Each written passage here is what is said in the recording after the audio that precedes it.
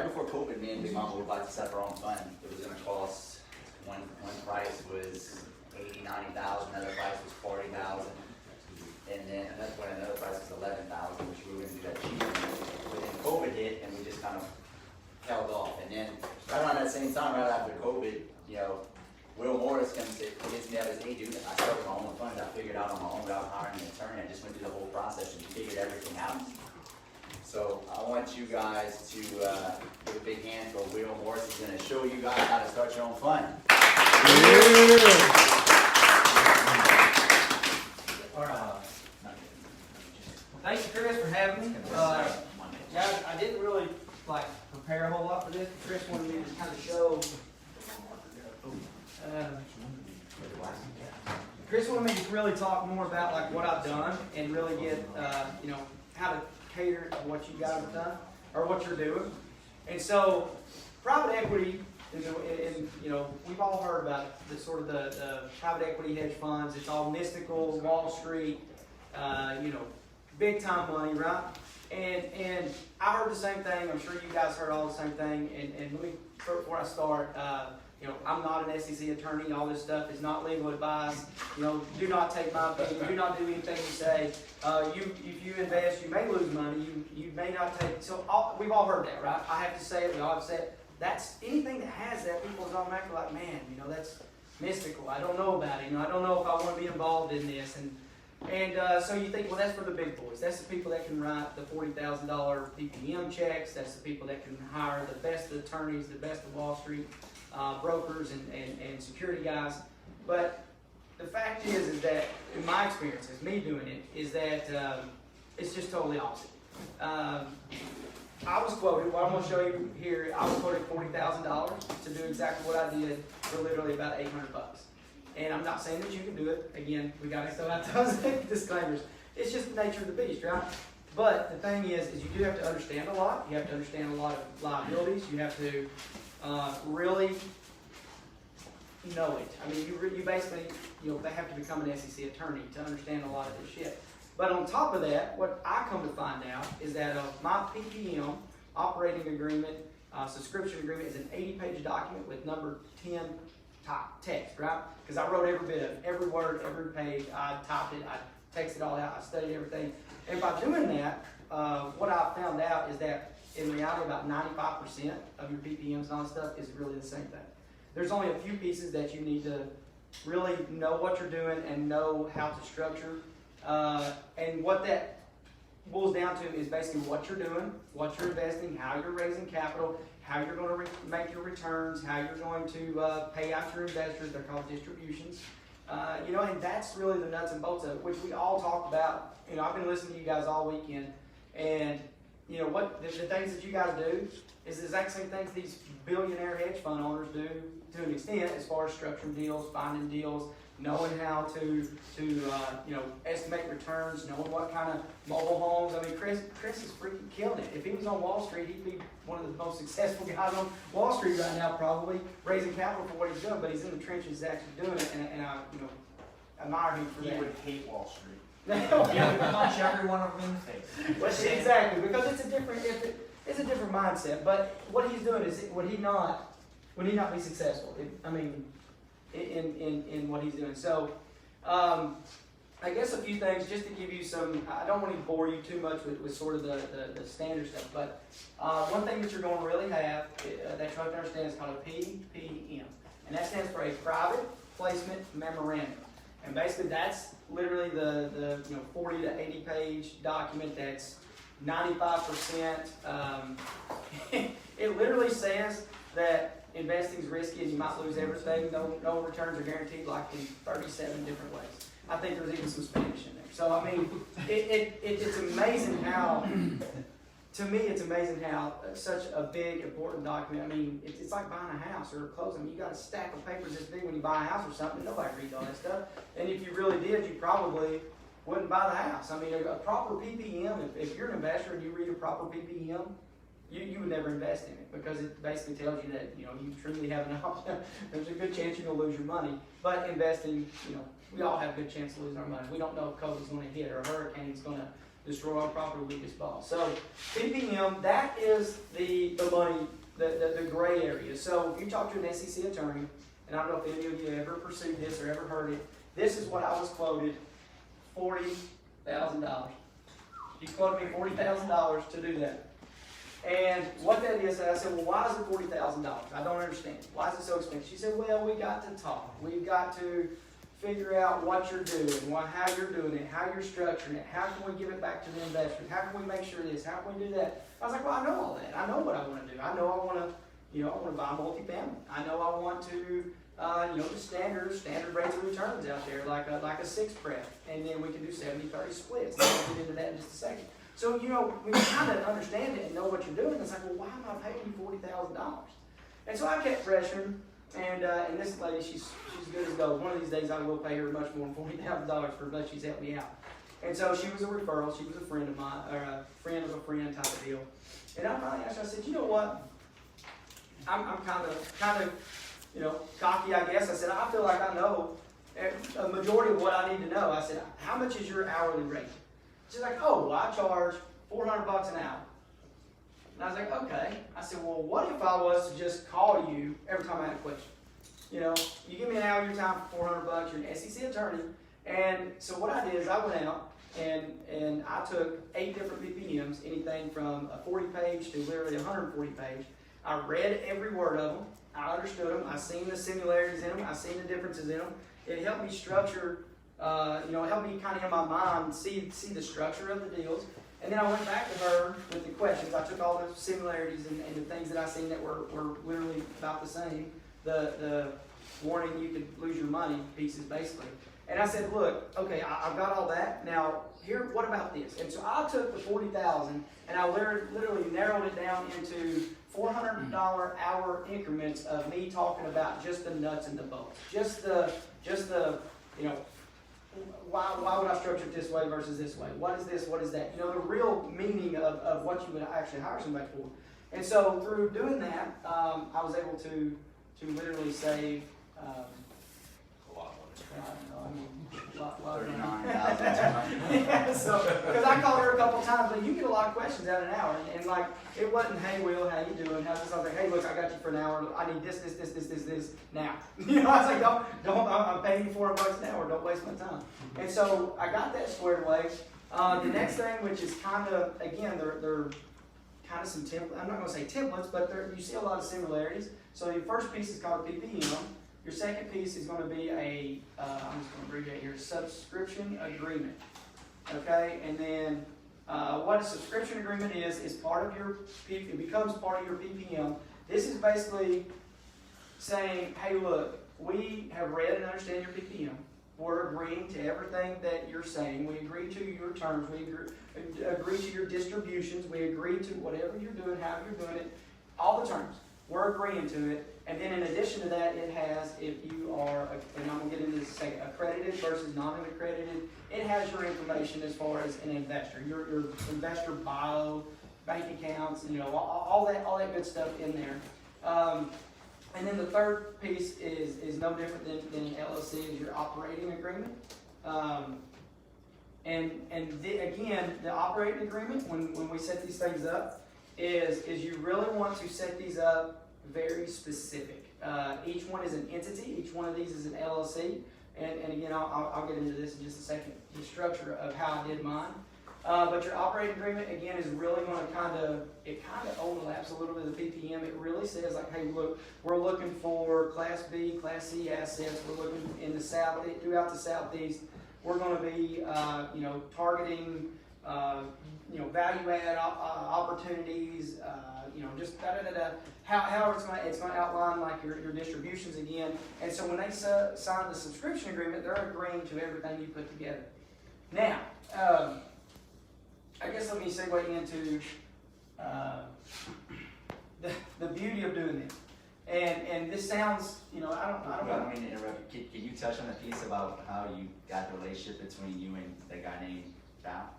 Oh, Cal. Okay, so Cal. Because it gives you a massive credibility. It gives you massive. Okay, so I partnered up with a guy named Cal, and he don't like being the front guy, so I'm not going to get too much on his background. But he actually started and launched Cardone Capital for Grant Cardone, and I partnered up with him, and he's the one that really taught me a lot about this as well. So having mentors, again, is a huge part of this.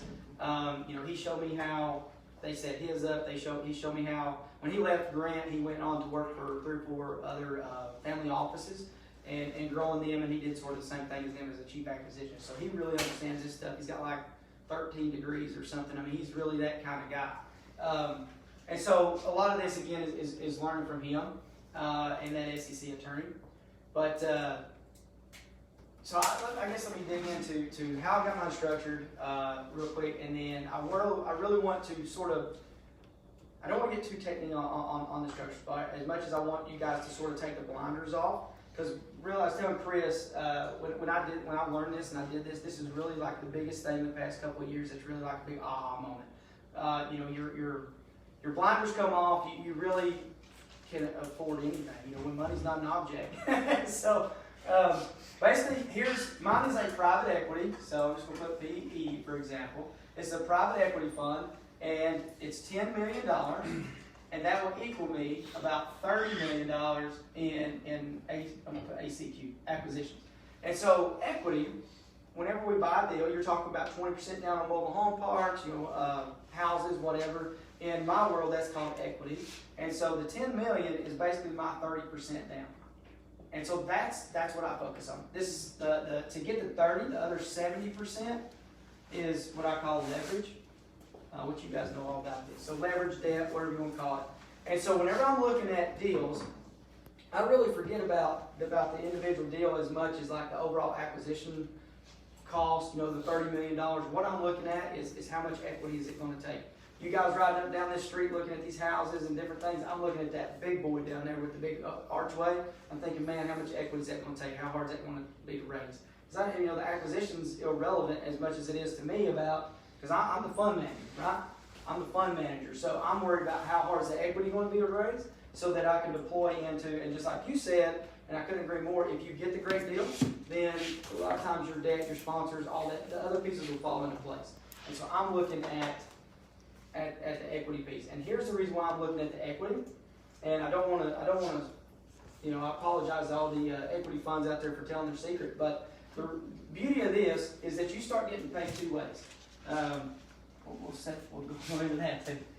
And if I'm rambling, you guys just hit me with questions. That's good. That's real good. So the big aha moment was one that I can buy anything as long as I can raise capital, right? It eliminates your, he's talking about, hey, I'll partner up with you, but you got to bring $100,000. And when he said that, I was like, man, I got to come out $100,000 in my pocket.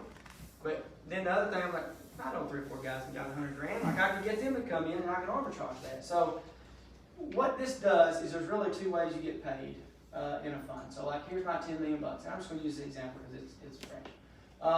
So my $10 million fund, in this PPM, when you're writing all this out, you're going to be putting in there that you get $120K a year as sort of it's not really called a salary, but that's really technically all you're showing is getting paid from the fund. You're going to get $1 million in working capital. And so out of $10 million, I can actually spend up to $1 million if I need to for travel, marketing, legal, whatever I need to. I'm going to get a 1%, what they call acquisition fee. You know about this, and this is based off of, remember, this is $30 million. Oh, shit. Percent. So this is $30 million. So even though my fund's $10 million, it equals $30 million, right? And so I'm getting 1% of this $30 million. This is the fund. So this is the fund paying me as a manager. You know what I'm saying? Like this has nothing to do with real estate yet, other than the fact that I'm raising money and I get paid to spend other people's money and to manage it. And you got to be ethical. I'm not saying go out and do a bunch of stupid stuff, but anyway, 1% fee of that. So I get $300K the day I spend $10 million. I get 1% annual. It's called asset. I'm trying to abbreviate here. Asset management fee, and that's $300K yearly. That's per year. Disposition, which is sale, I get 1% disposition. And so when we sell, I get another $300K. Okay, 300K. And so this is what I'm making off of raising $10 million and basically just spending it, right? Well, then the other kicker, this one down here, is I still get, because my funds, I set it up as a 70-30 split. All right, and what that means is that I raise $10 million, which is my investors. They are the 70% in my fund, in my deal. They are called LPs, as in limited partners, okay? Me, I'm this piece right here. I'm 30%, I'm called a GP, general partner. That's sort of the owner. And so my 30% over here is I still own 30% of the deal as well. So in multifamily, mobile homes, you still get cash flow. So you're getting this equals cash flow, like Chris talks about. So I'm getting paid by the fund, my fees or whatever, and this is kind of low. It's kind of, I'm not gonna say, I've seen a lot harsher fees, I'll be honest with you. So especially in mobile home park, man, the funds that are in mobile home parks are killing it right now. And so basically, I'm getting paid by the fund is paying me, and then in addition to that, I'm getting 30% of ownership in the deal and cash flow. So now, go ahead. You got a question? No, that's good. Do I need? But the fund is paying you if that 10 million is working in a deal. You've You're not got making to money. keep it deployed. That's exactly right. But I'll be honest with you, man. Deals are not hard to find right now. I've got more deals than I could literally deploy almost $50 million right now if I get it allocated. So what's the 10 million to the 30 million? So if you raise 10 million, you can get 30. Where's the 30 million? So, 20 million coming the to down payment, I call it equity in the world. It's called equity, but think of it as your down payment. Just like when you go to the bank and on the mobile home or the house or whatever, like, hey, we need 20% down, 30% down, whatever. That's what it is. That's all we're looking to do is we're using other people's money to raise that. And so let's talk about raising that. $10 million. When you set one of these things up, what I like about it does two things. Is we're all thinking about going out and finding deals, right? Like I'm gonna go out and I gotta find this deal, find that deal. Well, the other benefit of it, and I'll be honest with everybody, I'm not the best operator. I'm not. There's guys out there that are phenomenal, great, more operators than I am. Thousands and thousands, tens of thousands of units, right? Well, who's to say that they can't find great deals as well? They probably got better deals. They probably got existing relationships that are getting deals that I can't get. Multifamily is very competitive, right? So you got to leverage as much as you can. And if Chris over here is getting 10 times a better deal because his 12 years in a relationship and 5,000 units, how am I going to compete with that, right? So a fund, think of it as a vehicle that allows you to do, let's do our little car here. It's a vehicle, and I'm going to put PE on it. So that's my car, and what this vehicle is going to allow me to do is a couple of things. One is we can do our own deals, right? So our own deals, like we're already doing, we can fund our own deals. The second thing that I want to talk about is you can do other people's deals. And what this is called a fund to funds. Okay? And so if you're doing a fund to funds, what that means is that, say you've got a deal, your apartment deal, your land deal, we've been speaking about land deals, his mobile home park deal. He's got 4 right now. What I asked you the other day when you said you got 4, I said, how much equity is it? How much we need? He's like, maybe $4 million. All right, I'm thinking about that because what I can do is if I could raise the equity for that, I don't have to own it. I don't have to necessarily own it, operate it. Don't have to deal with it or nothing.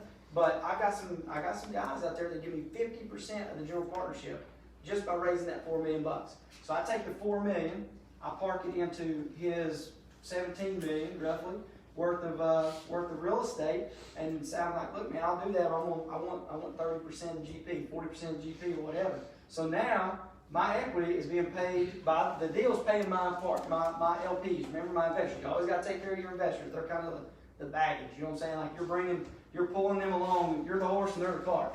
And so, maybe they're the horse and I'm the cart. Anyway, the deal's taking care of them, right? And then I'm going in it and saying, look, well, I still want 30%. So now I can get 30% of his deal, and I don't have to touch it. I don't have to own it. I don't have to operate it. I don't have to do nothing with it. I got to make sure my investors are taken care of, but I can get 30% of the deal. So over here, I'm getting 30% as a GP. Over here, I'm getting 30% as a GP. This is his deal, Chris's deal, not my deal. That's my deal. And then on top of that, the fund's still paying me because I'm still spending money. So I'm still getting paid by the fund. So that's 2 ways. Let's do, you can do, I'll put over here, put the fund. So So that's number one. Number one, the fund's gonna pay you there. Number two, you know, you get actually in the deal, you get paid, you know, multiple streams of income by doing the same exact deals. The other thing you can do over here kind of ties into like what Chris was talking about, and he might correct me on this because I'm still a little gray on it, but this is a vehicle, it's a legal vehicle, it's approved through the SEC, everything's legit, and so you can actually take in, is this not correct, take in IRAs and stuff? Can you not roll those into Oh, yeah. funds? Exactly.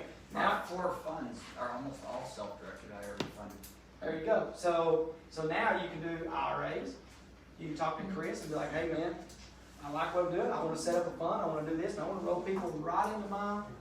You know, and think about, I think the timing's impeccable on this too, because Chris, they're talking about the baby boomers and all that. If you do your homework and understand the baby boomers and like the conditions that a lot of them are leveraging the stock markets and you know, they're getting their asses handed to them a lot of times. You know, it's come up from where it was, but you know, they could get out, you know, and get into real hard assets here through your fund. And so this is, you know, this is another avenue for making money. Am I still with you? You still with me? Well, just make sure they know that it can't be a regular IRA, it's gotta be a self-directed IRA. Self-directed, yeah, that's right, You yeah. can't move a regular Can you do a IRA. self-directed 401k too? Oh, sure, solo case, absolutely. Yes, sir. So in option number two, how much ownership does the fund or the investors have if you have 30? The deal's gonna pay the investor. So like on option number two here, this is negotiable. So like I'm gonna go to Chris, you know, he asked me the other day, he said, how much would you typically take? And I was like, man, I want it all. How much you want? I want it all, but in reality, you know, you're gonna be in, you know, cause he's gonna come back and go, I want to pay 10%. So now you're negotiating. And so what you're negotiating here is your GP. 5%. So you're negotiating your piece, your general partner piece. But to answer your question, like, the fund money is actually getting paid by the LP side of Chris's deal, so that's taken care of. Right. Because they're actually getting the LP side. Yeah, my job is to make sure I do great deals. As long as I'm doing great deals, and I do everything I can to make a good deal great, like I import and stuff, I think I told you a few of them. If I need to turn a good deal great, then I'll say, look, I'll import and I'll get you cabinets for $30. You know what I'm saying? So like we can do what we need to do. That's sort of my little value add. Why invest with me versus somebody else. But you know, as long as I'm doing good deals, the deal takes care of the investors. They're invested in the real estate. What I'm invested in it as well as a partner, as a GP. And so, let's see, I'm trying to think what else we could do. Any confusion, any direction you want me to go? Because I could probably talk on this for a day, but. When you say the 10 million of the down payment, right? When you say raising the equity, you're getting financed and the rest of it somewhere at a conventional bank that you already have set up, or they're a part of the fund, or I mean, it's just you just normal, use your resources. normal lending on the Right, debt. okay. So the debt's gonna, the debt's gonna just, yeah, I mean, it's normal debt. Right, no, I got you. It's 10 million allows you to buy 30 million worth of real estate because you're leveraging the 20 million, the other 20 from the bank. But you still have to have people that have the network to cover the loan, right? Right. So that's why Still there gotta get is a some 30%. sponsors and stuff. Well, let's talk about that. GP. Okay, so let's talk about it. So say I've got, mine's a 70-30 split, and I've had to do this. Like, it's very common, and you probably know this as well. So we're talking about the 30%, which is the general partners. Okay, say I'm going in, and on this option here, I'm actually gonna have a co-GP. So what's called a co-GP. And so I may split, you know, say he's got 30%, and so now I'm technically only getting 15 because we're co-GP, and we're gonna split 50-50, right? So it'd be 50-50. 15% apiece. Or whatever that is, 50%. But anyway, so you've got co-GPs. Say you've got the 30% piece here. Say it's a big deal. Something I've not done before. Something I need a sponsor. Sponsor's a high net worth individual, experience. You know, there's pieces of the puzzle that you got to pull in sometimes. And he's going to say, look, I don't want to, I'll sign on. I'll sign on to, but I want 15 points or something. You know, he wants 15%. Well, now you're, and it's not direct like that. Look, you would think that's half. It's technically not. It's 30%. So he gets 15% of the 30%, not half. So anyway, so you would have to pay him. So say we've got what is that? 15% of what is that? You know, 4.5 4.5%. So of the total deal. Well, what was it, let's see, I'm having a mind, 15% of 33. yeah, 30%. Four point five. Okay, so that would leave you 23.5. So see now, if we're co-GPing, if we had a sponsor, the sponsor would get 15%, and then there'd be 23 or whatever, 0.5, and then we would split that, we each get 50% of that. See what I'm saying? So like, it gets split up sometimes, it's just the way it does. I mean, these big deals is common. I mean, you know, and don't be afraid of it, because the one thing I will say, if you even are going to consider this, what you really need to consider this for, like I was talking to you guys about last night, is this is going to take you from buying one house at a time to buying a whole damn street at a time. Like, you need big deals. You can't do this with one deal. You just need to do a partnership. This does not work for little deals and stuff like this. But what this is going to enable you to do is, like me and him was talking about, you know, instead of going in and developing like 5 lots at a time, we go in and get 20. You know, get the whole damn neighborhood. You know, help develop the neighborhood. I mean, like it really allows you to scale.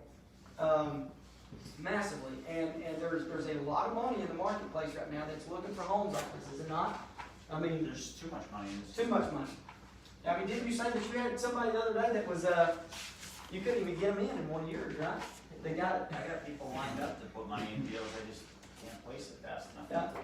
And so, trying to think what else. Any more questions? So talk about the opposite side, so talk about a debt fund, A what? a debt fund. That's what we do, but remember we talked about that? Yeah, I'm not big on the debt side. I look at private equity and hedge. Yeah, well, let's talk about that. So why would you have private equity? That, in my opinion, Chris could probably correct me on this, but in my opinion, the structure of the deal is really going to dictate what you're doing.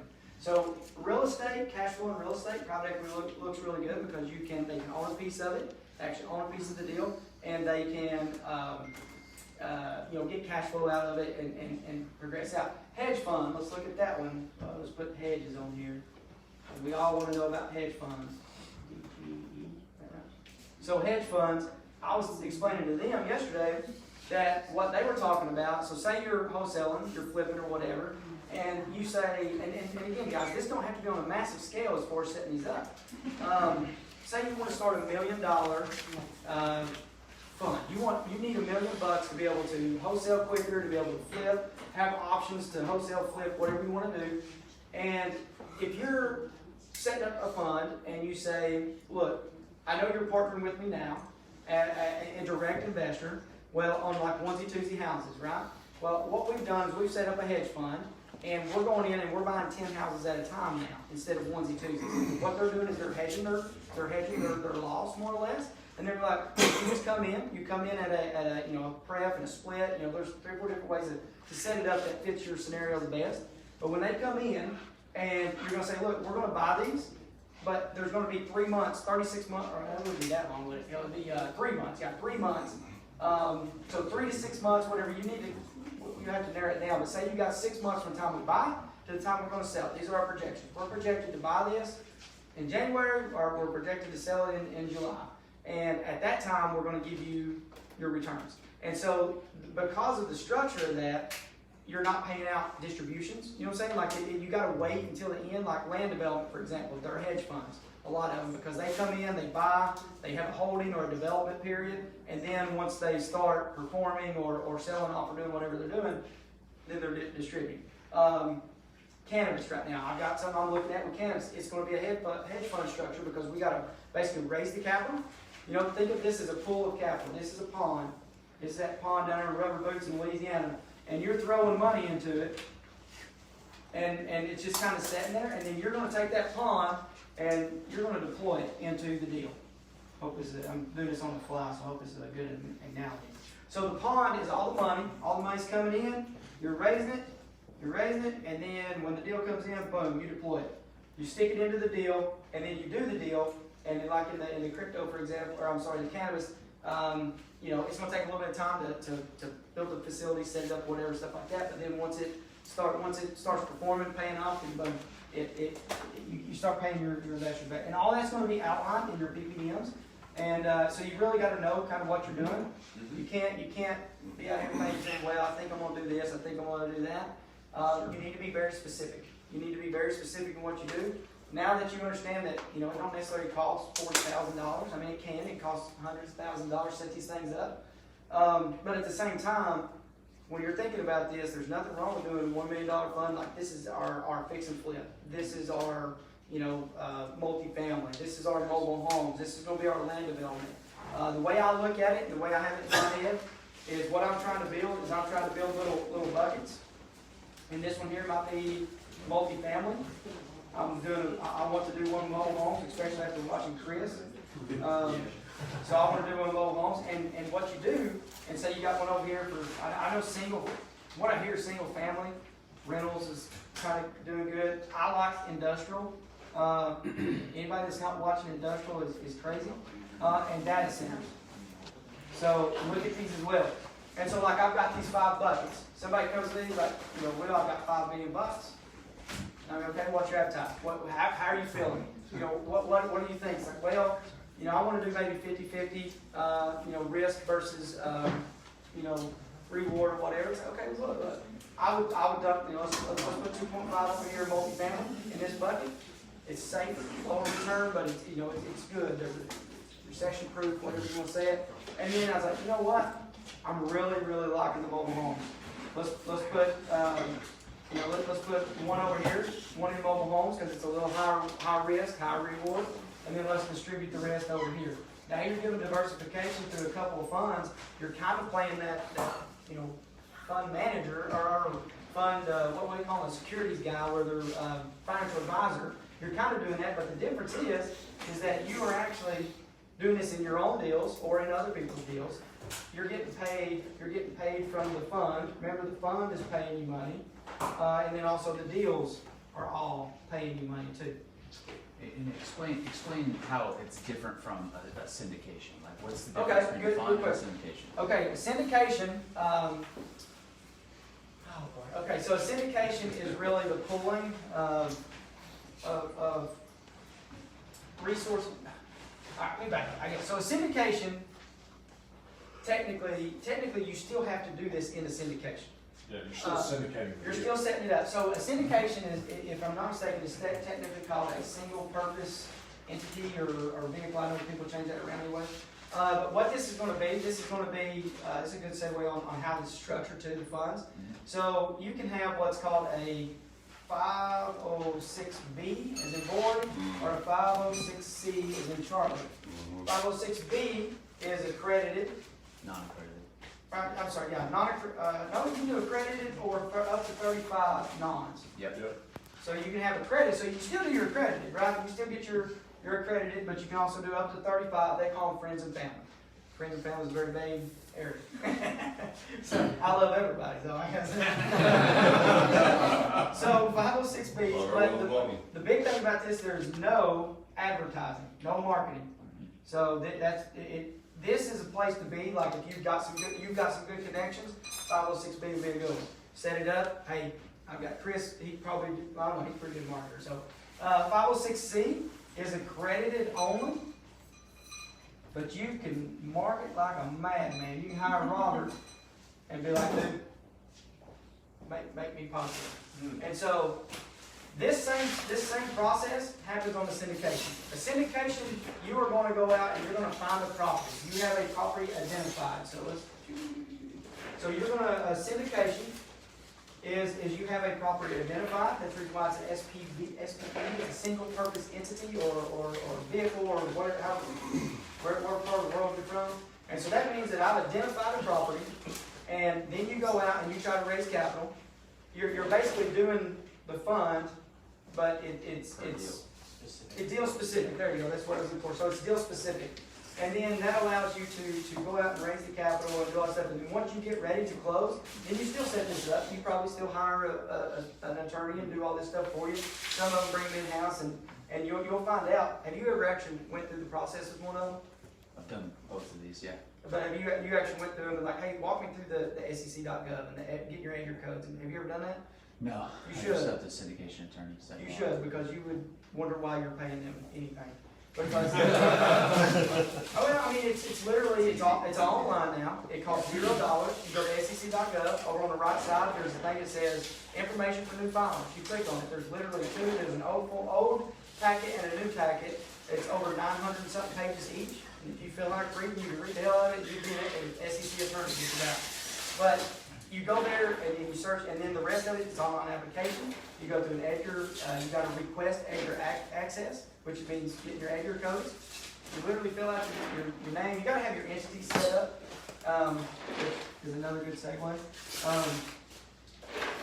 You got to have your entities and stuff set up. Once you get them set up, then you literally can just go through there, fill it out. You wait 3 days. It takes 3 days for some reason. You get your codes back, and then you're allowed to access EDGAR. You go in there, you fill out what you're doing. You don't even turn in PPMs or nothing. Like it's literally just the structure of what you're doing. I mean, you got to know what you're doing. You can't go in there and just click around like I did, I guess.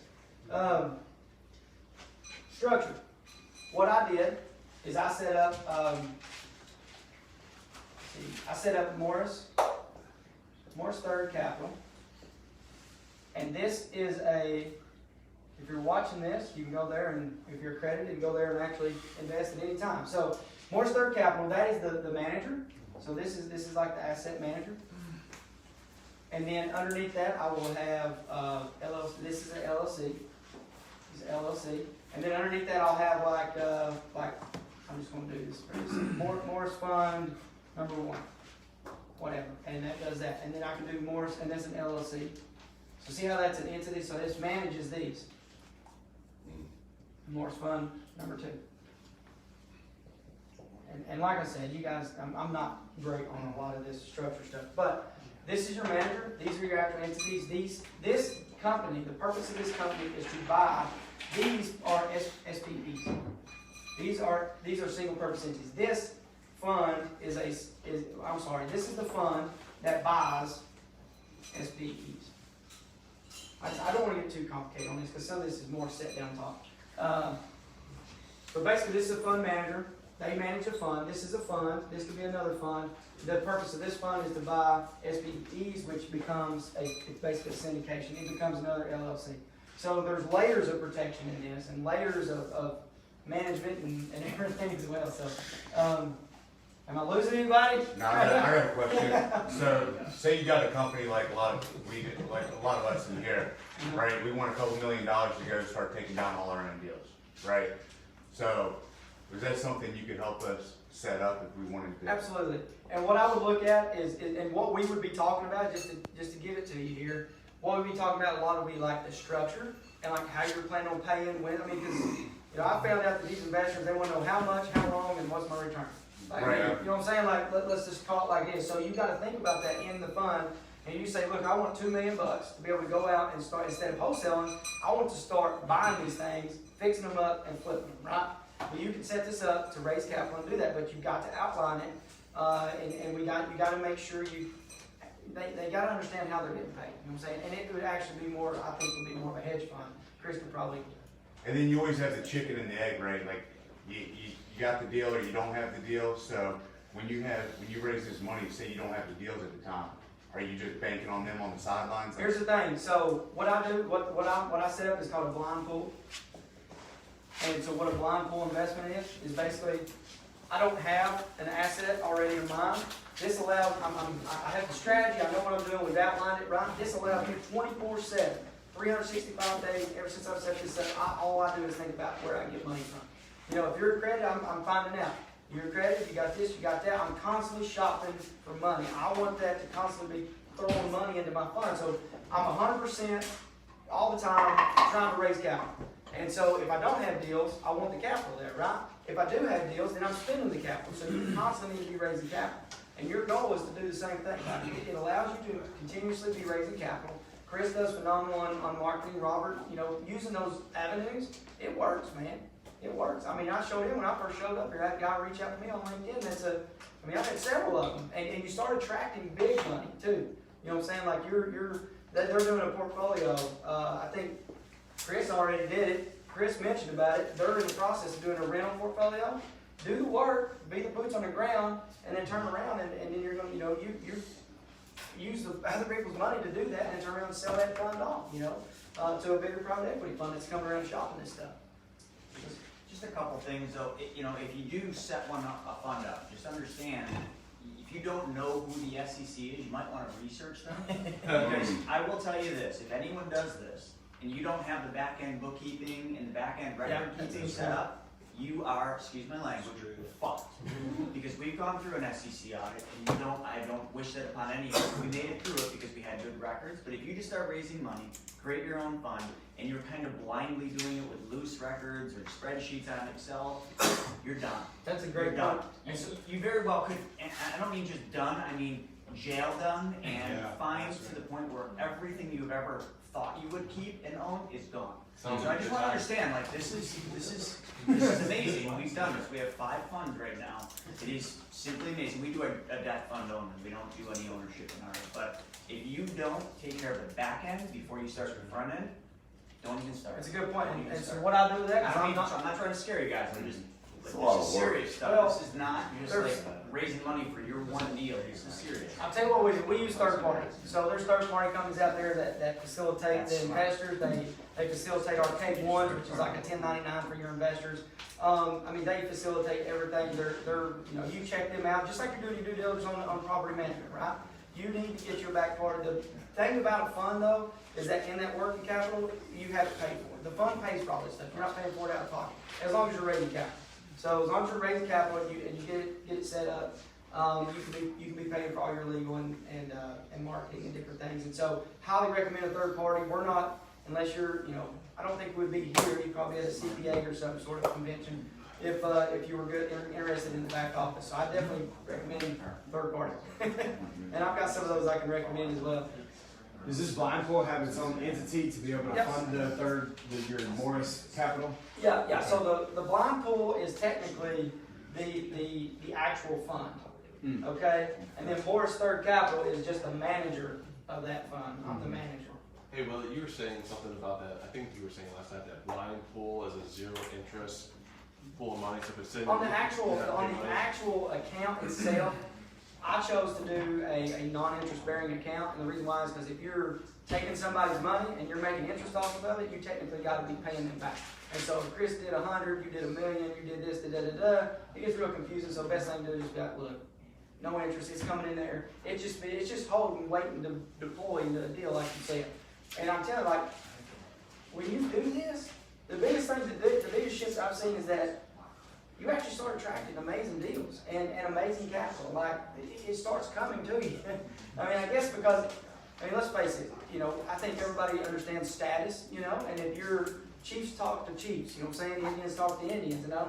But that's what this does, is put you in the Chief world, and now it opens up doors and opens up, and it gives you vehicles. And then listen, I still have a secondary company to where I still do syndications. I still do one-offs, you know what I'm saying? Like, you just gotta write in your BPM that you're not dedicated to that 100% to the extent that, because I got a big check guy comes to me, he's like, hey, look, Will, you know, family office or something, they're like, look, we want to fund your full equity stack. They're gonna want a bigger chunk of return, they're gonna want a piece of the GP, they're gonna want more to it, well, that don't fit in the fund.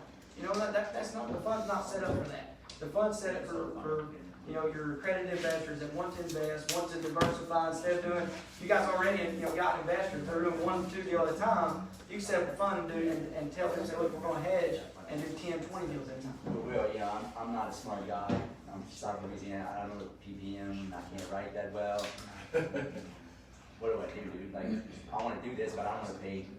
I don't want to pay $11 grand. Like, I mean, you can like you'll write out everything, and you can help us. Like, if I want to set my own up front for mobile home parks, you do it all for us. Yeah, so well, what I do is I actually set up 2 things. Me and Chris talked about this, and the importance of it we think is there. And so I set up 2 offers basically, where one is a group setting.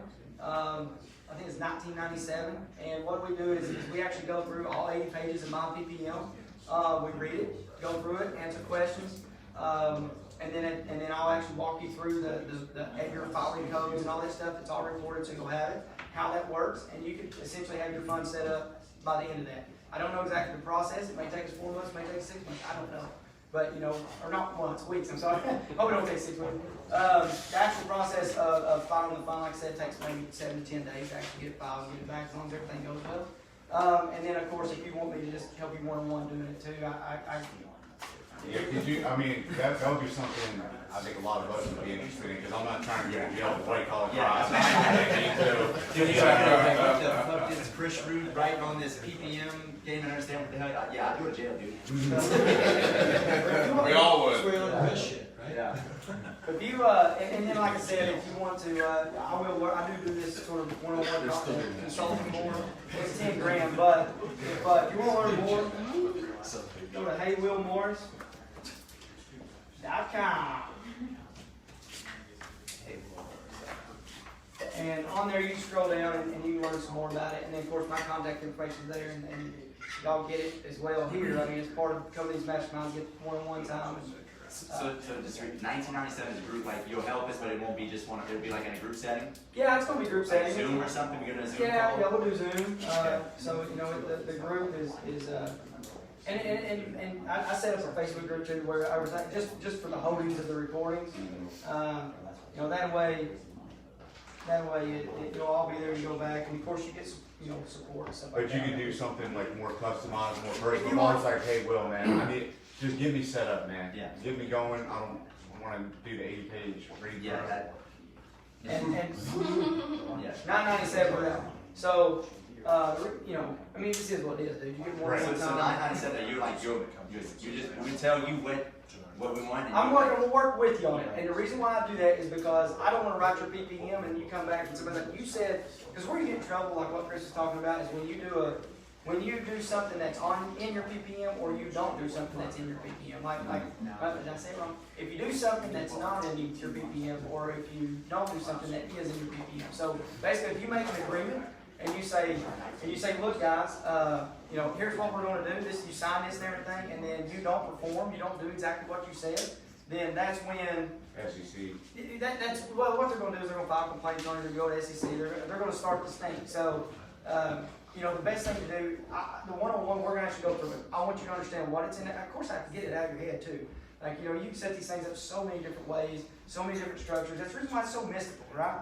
I mean, this is a Wall Street mystical, you know, thing, and it's because there's really so many different ways that you can set this thing up. What we need to do is you need to set it up best for your business and best for your investors. You know, always keep your investors. So I'm saving $30,000 every bit of it. if I just help, if you do it one-on-one with me. Yeah. I'll tell you what, and just go through it. Yeah, I was like I said, How long would that take if you did that? Like about So one-on-one, I mean, we should be able to get through everything in 30 days, like personally, because like I said, I really want to make sure you understand what's in there.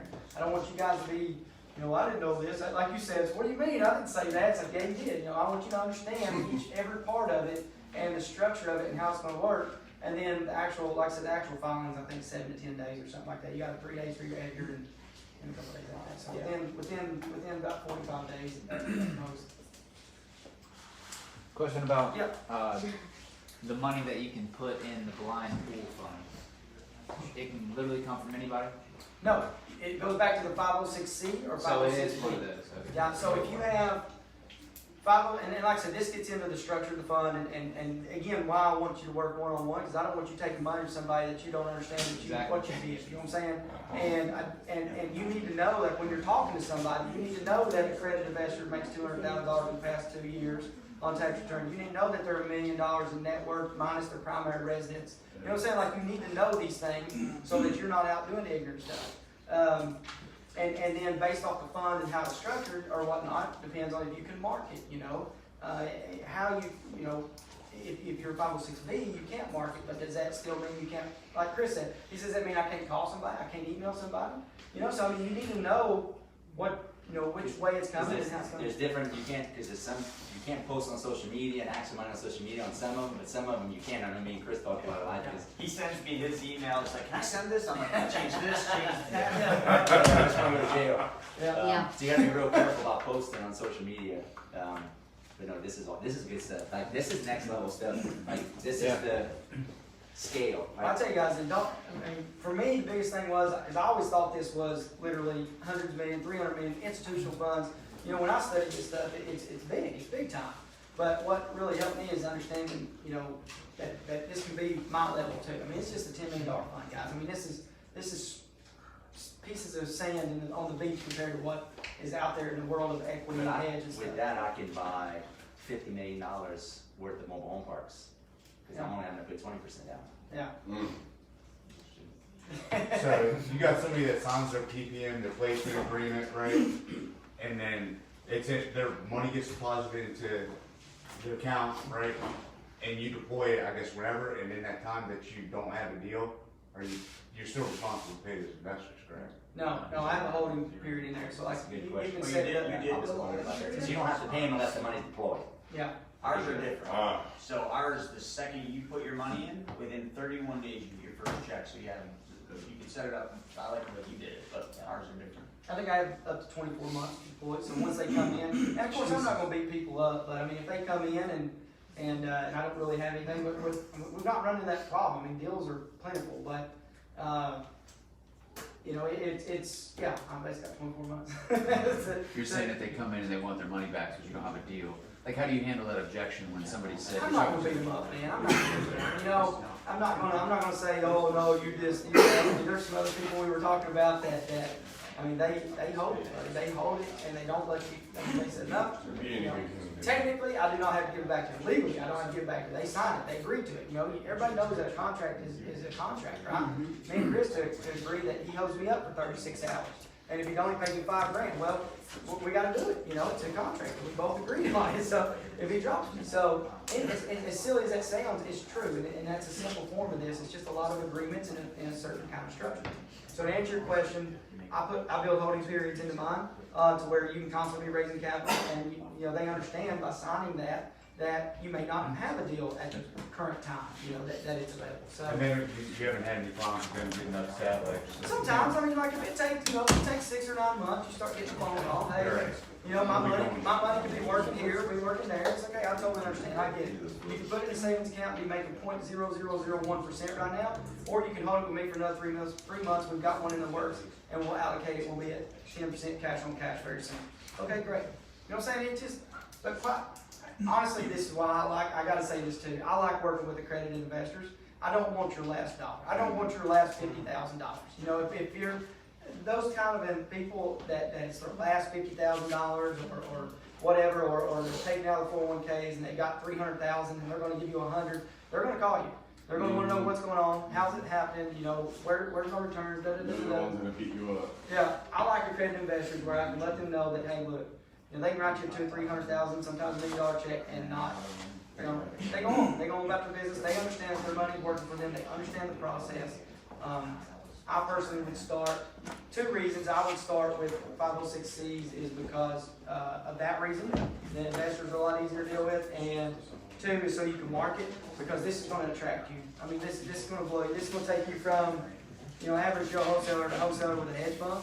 You know what I'm saying? It's going to take you from holdings company with a hedge fund. You know what I'm saying? Like this is going to blow it up. Chris going from 8 to 80 parts. You know this is how you do it. This is how the big boys play.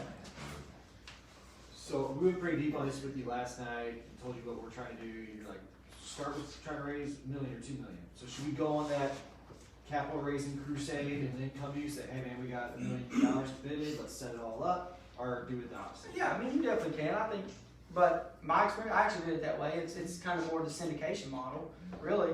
If you're raising capital and then you know kind of come back. What I had with that is that I like closing. So when I got to the point, I was like, you know. Got them right there, and they're like, yeah, I'm ready to go, I'm ready to go. Now I can say, I'm going to send you an email with my wiring instructions. Whereas you're like, well, hold that thought. You know, we're going to set up a fund, and then we'll come back and get your money. By that time, they're off on something else. They already spent their money half the time.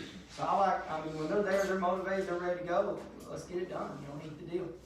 So how much like credibility do you have to like even get these funds? That's a good question. I didn't touch on that. That's a good question. So what I've done on my first, because your first fund's going to be tough. I'm not going to lie. They're going to look and say, well, you're a first-time fund manager, whatever. What's your experience? What's your track record? And so what I did with that is I masked that with great deals. I brought them good deals, good opportunities that you guys can all source as wholesalers. And I'd be like, look, you know, here's the deal. Here's the beautiful deal. Best thing you've ever seen. Well, they kind of forget about me bringing it to them, the carrier, and they look more into the deal. And so I leverage really good deals and great opportunities and good returns.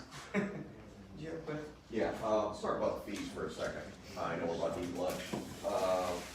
1%, 1%, and then like a salary, for lack of a better term. Is that realistic?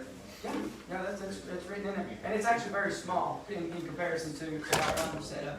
like there's one mobile home fund that I've been studying, guys killing it, like, I think he's, When can you take those fees? huh? When can you take those fees? The acquisition is Yeah. based off the acquisition, total acquisition cost, so $10 million example will get you $30 million in total acquisition. You do that as you require, just like when you buy something, you can take out you can take an acquisition fee.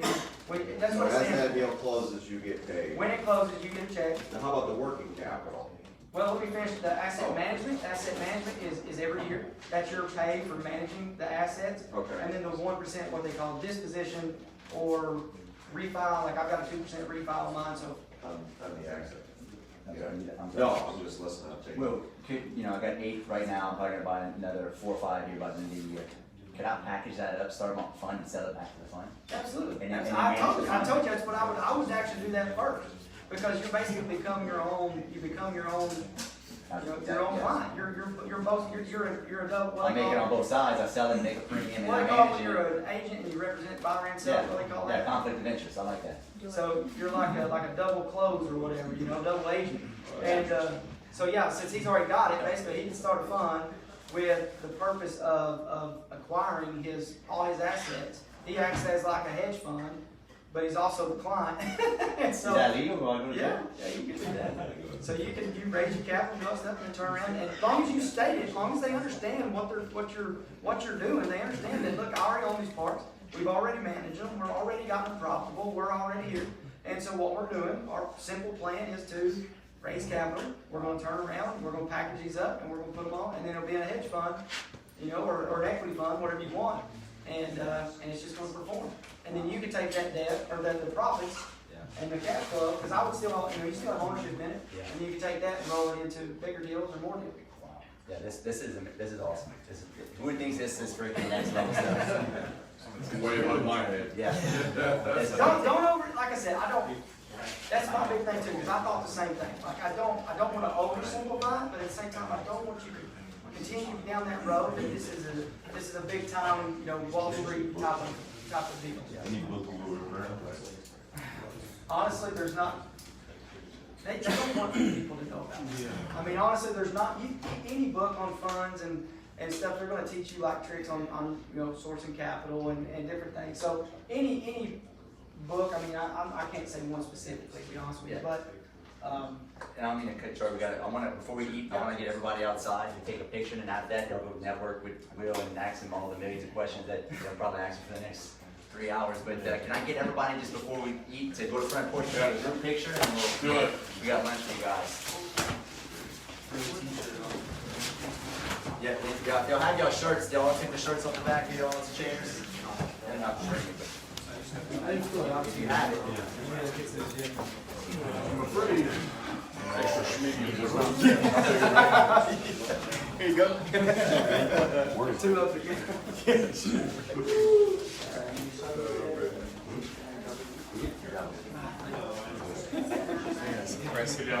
Had it.